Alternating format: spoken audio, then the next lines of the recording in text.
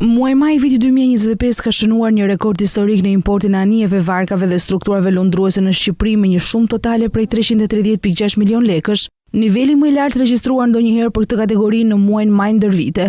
Ky është një tregues i lëvizjeve të mëdha në sektorin detar, i cili shpesh lidhet me investime në flotën detare, rritjet e aktivitetit turistik apo zhvillime në infrastrukturën portuale. Por më interesantja qëndron tek origjina e këtyre mjeteve lundruese, nga cilat vende kanë ardhur dhe çfarë tregon kjo për orientimin tonë ekonomik dhe gjeostrategjik. Në krye të listës qëndron Italia me mbi 115 milion lekë, duke konfirmuar rolin e saj tradicional si furnizues kryesor i tregut shqiptar për mjete lundruese. Më pas vjen Mbretëria e Bashkuar me afërsisht 86 milion lekë, ndjekur nga Greqia me 77 milion lekë, të cilat përbëjnë së bashku pjesën më të madhe të këtij rekordi. Një risi interesante këtë muaj është Meksika, që rënditet në vendin e 4, duke lënë pas vende më të zakonshme në tregtinë shqiptare si Kina, Franca apo Shtetet e Bashkuara të Amerikës. Edhe pse shumat për vendet e tjera janë më modeste, lista është e gjerë dhe përfshin emra të pazakontë si Panama, Japonia, Norvegjia, Slovenia apo Zvicra, çka tregon për një diversifikim të dukshëm të burimeve të importit. Kjo shumëllojshmëri origjinash e kombinuar me rritjen e fortë mujore bën maj një muaj sinjalizues për ritme të reja në zhvillimin e sektorit detar në Shqipëri.